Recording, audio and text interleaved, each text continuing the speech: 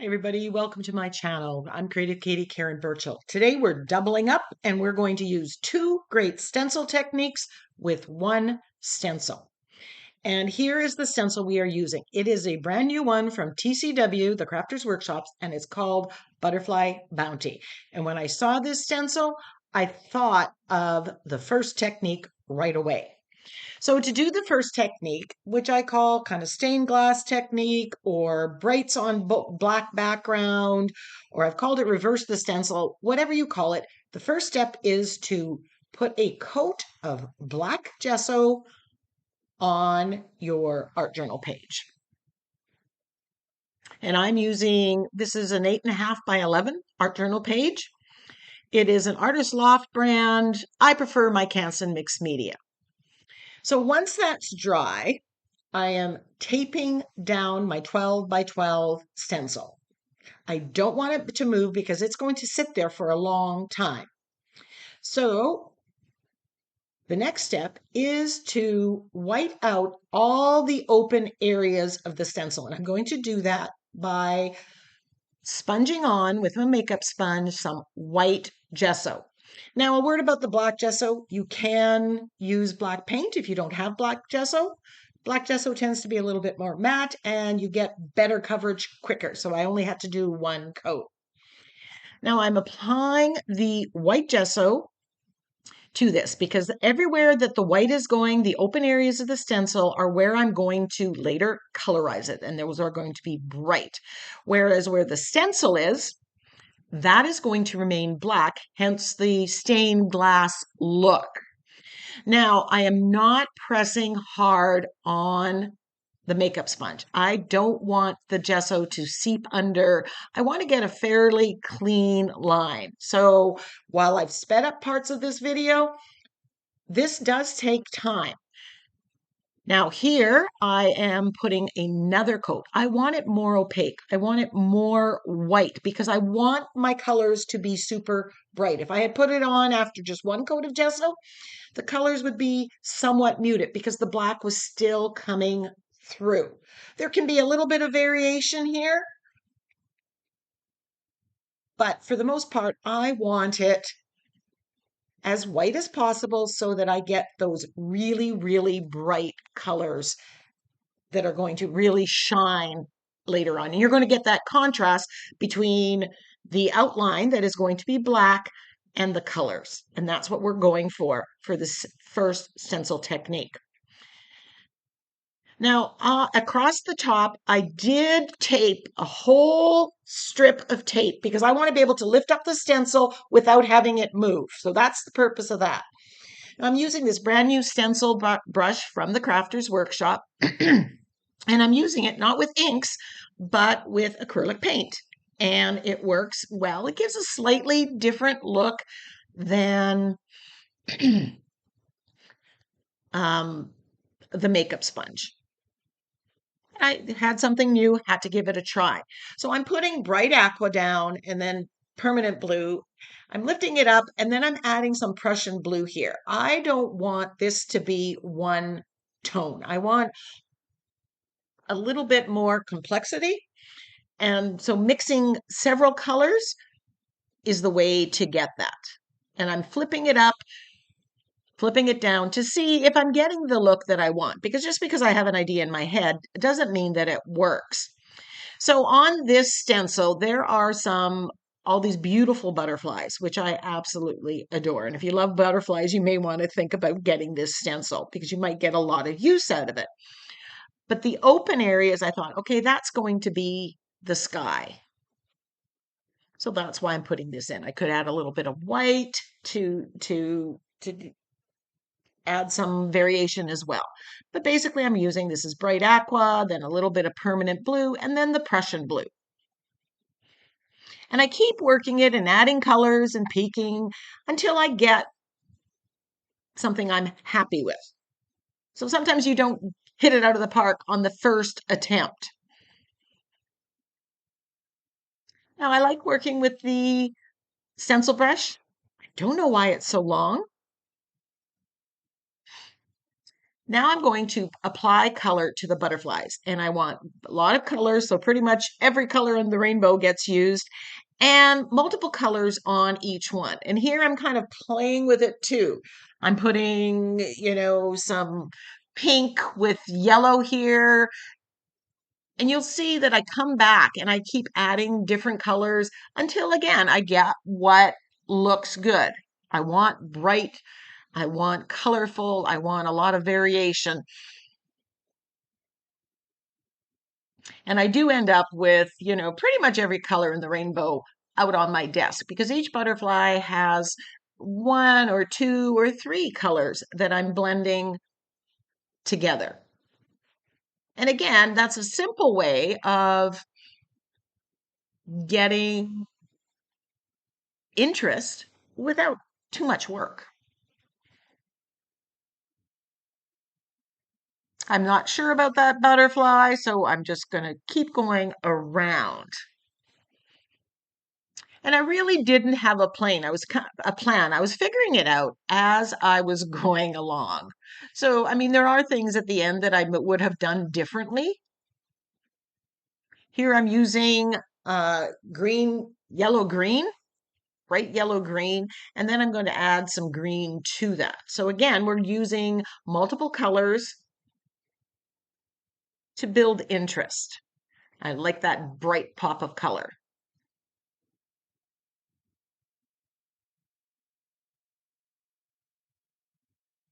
Like I'm on this page, I'm using the stencil as the creation of my page. Now, a word about the gesso the white gesso we put through on that stencil. When you use gesso on a stencil, I recommend that you clean it sooner than later. It tends to stick harder on than acrylic paint. Acrylic paint, I don't worry so much about. I'll clean it when I clean it, but gesso I like to clean off right away. So I've added some green there, then I'm adding more orange. I want every butterfly to be unique. And you can see how that strip of paint or painter's tape across the top that allows me to lift and put it back down because I don't want that stencil to move.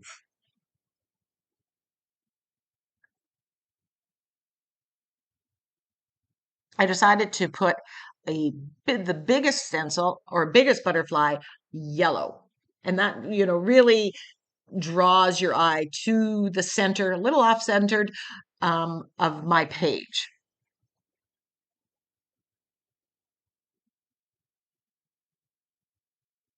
Now again, this is just the base coat. We are going to add more detail to these butterflies with the second stencil technique that is coming up.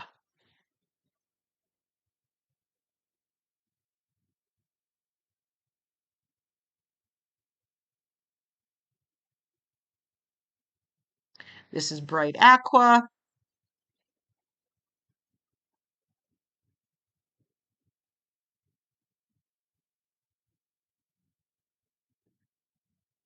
And if you put a color on there that isn't working, you can let it dry, put gesso back on, and then add another layer of color. So you can always tweak it, add, change, if what you're getting isn't what makes you happy. I added some pink on there, didn't really like it, so I'm adding back the bright aqua. As I said, I'm figuring it out as I go.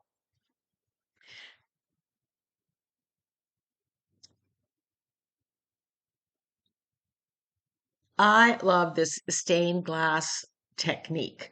It just makes me happy. The effect of it, when you finally remove the stencil, it's always so showy. And it's relatively easy. I'm just flipping and seeing, do I like it? Do I not like it? Tweaking it as I go.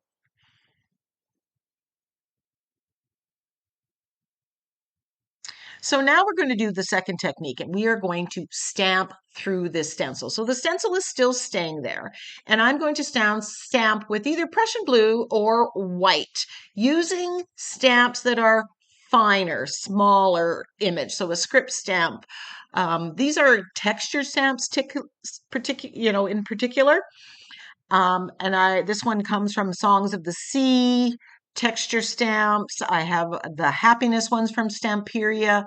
Um, you want the small scale because it has to be able to leave a mark through the openings of the stencil. So when you're wanting to stamp through a stencil, you need to have these wider open areas to get the full benefit of it. And this stencil is perfect for both the stained glass technique and the stamping through the stencil. So here I'm using the Prussian blue, and I'm using, I think I use 3 different stamps, and they're just adding some detail onto each of those butterflies.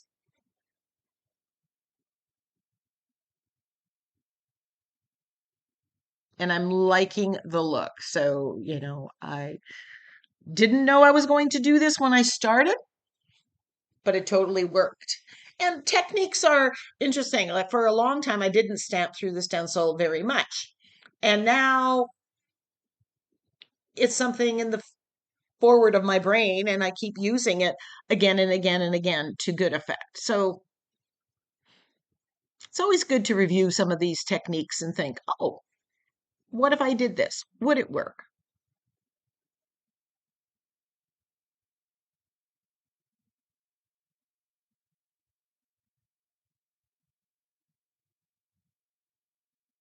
I have the 6x6 stencil of this butterfly bounty, but those openings would be too small. So doing the stamping through the stencil technique wouldn't be a good choice because it wouldn't be very effective. You're not going to get the markings that you wanted.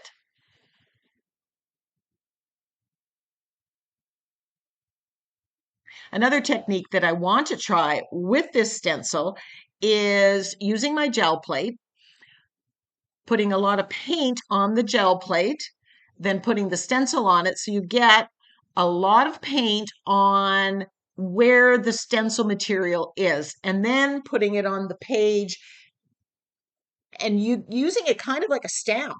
Instead of stenciling through it, you're using it as a stamp by applying the very wet paint on it. If you'd like to see that technique done, let me know because I'll make sure to do a video with it. Because that's another thing that I'm kind of revisiting and I'm liking it. And it really maximizes the use of the stencil because you're going to get the positive and negative. I love these butterfly shapes. Now I'm doing these butterfly shapes on a page, but you could do this on copy paper, on mixed media paper, cardstock, and then cut out the butterfly.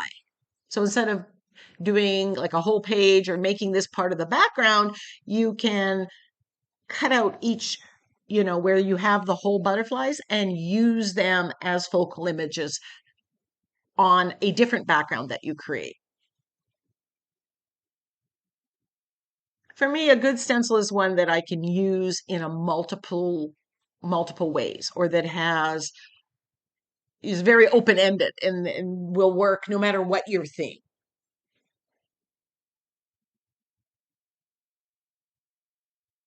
So here is another texture stamp from the Songs of the Sea collection. I bought 2 of those stamps and I love, like, these are the kind of stamps that I recommend you spending money on because you're going to get a lot of use of them on every page. Whereas if it was a stamp of a mermaid, which I love, but how many mermaid pages are you going to do?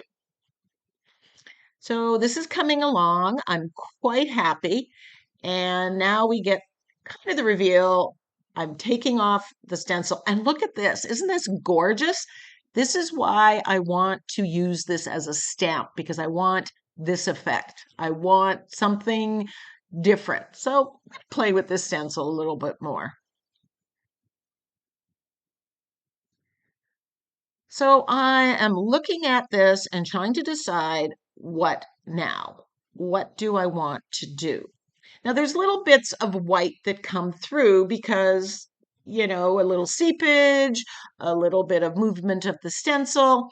So I want to get rid of some of that. So I'm grabbing some black acrylic paint and I'm going to shade wherever the sky is, the open areas.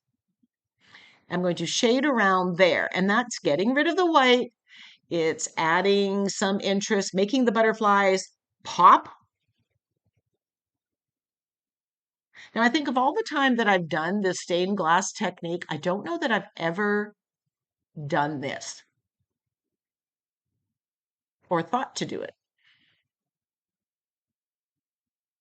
So I find I get the most creative when I'm in the midst of creating, right? Some of the things that you see me doing, I don't know that I'm going to do until I'm in that. It's not like I think it out every step of the way. Um, and I don't even know where the ideas come from.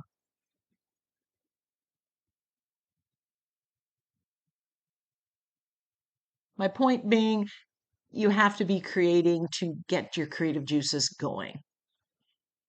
So if you're stumped, kind of push the issue, force it, push a little bit, and it will come. So you can see some of the areas that I've done it in, where I've shaded, and some of those other areas, and definitely this improves the overall look.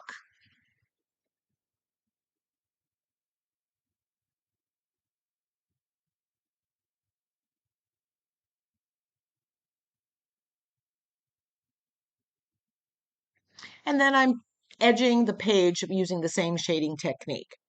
This is called floating acrylic. It's something I learned when I did folk art painting on wood, but I use it so much on my art journal pages and my mixed media pages. Now I'm grabbing my fine line applicator bottle and I am going to outline all these butterflies. You can see I've done some of them, and then I'm just going to do more.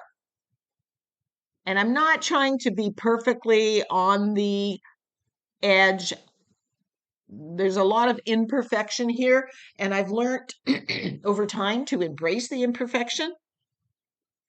This adds some brightness. It makes the butterflies stand out, gives a little bit of texture. I was deciding between white or gold. And I thought the white would show up the most, but gold would give a different effect. Now, what's in the bottle? It is simply white acrylic paint, Liquitex Basics, white acrylic paint that I have thinned down. I will link the video where I show how I mix the paint. It's a bit of a trial and error because it depends what brand of paint you have, how thick or thin it is. But basically, you want the paint to come out of the bottle with minimum pressure. I have troubles with my hands, and I don't have any trouble sustaining, use of doing it for this whole page. It didn't fatigue my hand.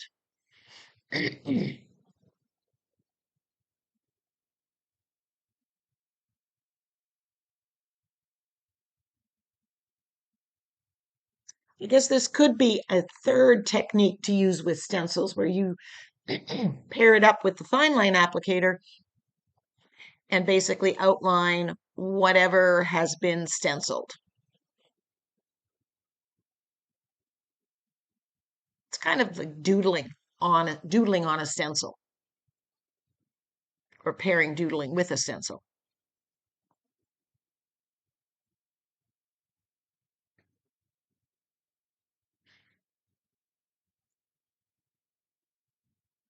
And I am speeding up the video, but I want you to know this takes time. All the steps in this are not difficult, but they are somewhat time consuming. And here I'm trying to avoid, I don't want to put my wrist or my hand in any place that I have wet. So if you strategically plan it out, you might be able to avoid that, or you just have to stop in between and dry them. accept your limitations and take the time to dry it. Because if you smear it, then you've made a mess, and that might be a little bit more time consuming.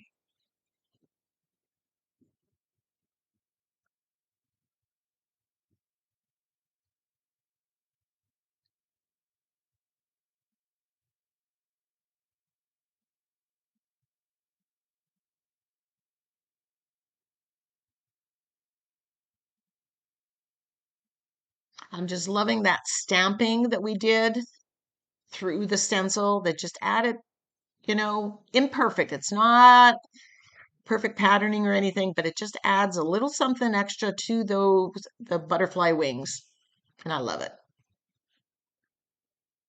Now, I could use my Winged Wonders sentiment pack, would be perfect. There's so many, if you love butterflies and things with wings, that's a great sentiment pack. But I'm using the short and sweet sentiment pack because I don't have a lot of space to put it, and I want to put words in the sky areas.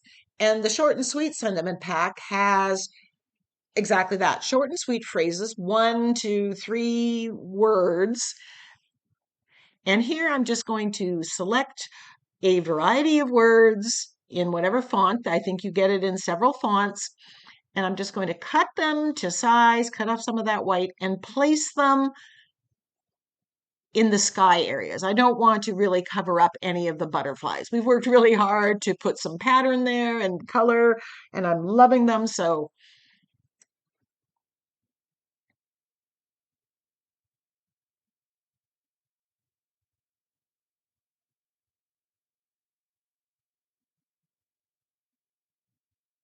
I just fit it in to where I want it.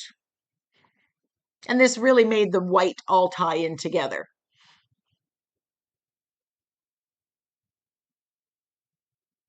I have 8 of them, 7 of them. 1, 2, 3, 4, 5, 6, 7, 8.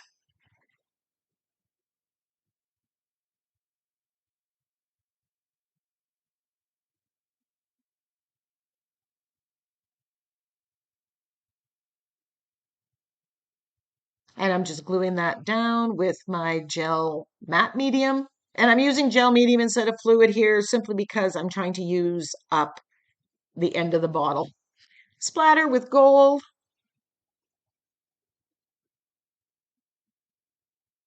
Adds a little bit of fine patterning and a little bling.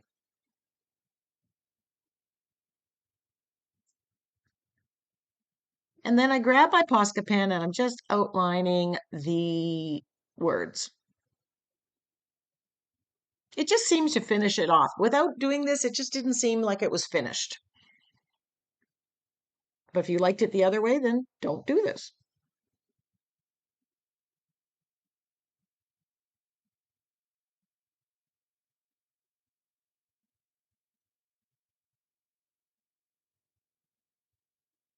Peel off the painter's tape across the top that I keep to keep the gunk and the paint out and get a straight edge. I heat it up so that the glue releases. And there we have the finished page. I hope you enjoyed it, and I hope you give either or both of these techniques a try. You won't be disappointed. Until next time, go get creative.